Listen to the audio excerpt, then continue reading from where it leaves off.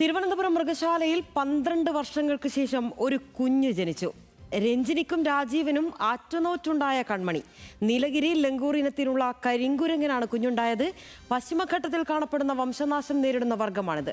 വിവരങ്ങളുമായി സനീറ്റ ചേരുകയാണ്. സനീറ്റ, ലോകത്താകെ 10,000-ൽ താഴെയാണ് ഇവയുടെ എണ്ണമുള്ളത് എന്ന് തന്നെയാണ് ഇതിൽ പ്രധാനം.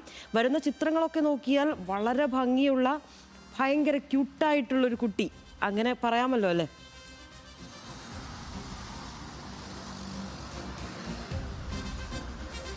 തീർച്ചയായിട്ടും നിനിഷ, വളരെ സന്തോഷകരമായ ഒരു വാർത്ത തന്നെയാണ്. തിരുവനന്തപുരം മൃഗശാലയിൽ ഒരു കുഞ്ഞ് അതിഥി കൂടി എന്ന് തന്നെ പറയേണ്ടിയിരിക്കുന്നു. എന്തായാലും നേരത്തെ ലിനിഷ സൂചിപ്പിച്ചതുപോലെ തന്നെ ഈ 12 വർഷത്തിന് ശേഷമാണ് ഇത്തരത്തിൽ ഈ പ്രത്യേക ഇനത്തിൽപ്പെട്ട, അതായത് ഈ നീലഗിരി ലങ്കൂർ ഇനത്തിൽപ്പെട്ട കരിങ്കുരങ്ങിന് ഒരു കുട്ടി ജനിച്ചിരിക്കുന്നത്. അവസാനമായി 2014-ലാണ് ഇത്തരത്തിൽ ഒരു കുഞ്ഞ് ജനിക്കുന്ന സാഹചര്യം ഉണ്ടാക്കുന്നത്. അത് സോന എന്ന് പറയുന്ന ഒരു കുട്ടിക്കുരങ്ങായിരുന്നു.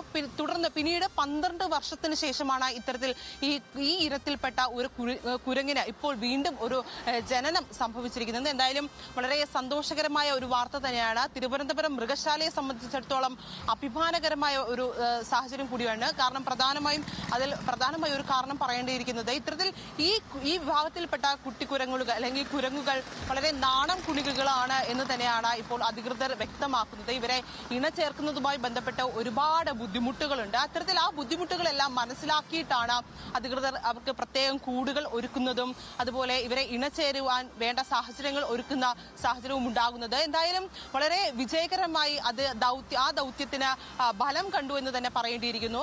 അതിന്റെ ഉദാഹരണമാണ് ഇത്തരത്തിൽ ഈ കുട്ടിക്കുരങ്ങിന് ജനനം നൽകുന്ന സാഹചര്യം ഉണ്ടാകുന്നത്. എന്തായാലും നിലവിൽ ആ കുട്ടിക്കുരങ്ങിന്റെ ആരോഗ്യനിലയിൽ വലിയ ആശങ്കകളൊന്നുമില്ല.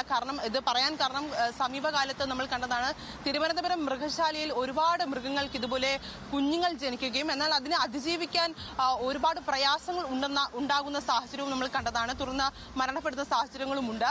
എന്നാൽ നിലവിൽ ഈ കുരങ്ങിന്റെ കാര്യത്തിൽ യാതൊരു തരത്തിലുള്ള ആരോഗ്യ പ്രശ്നങ്ങളുമില്ല.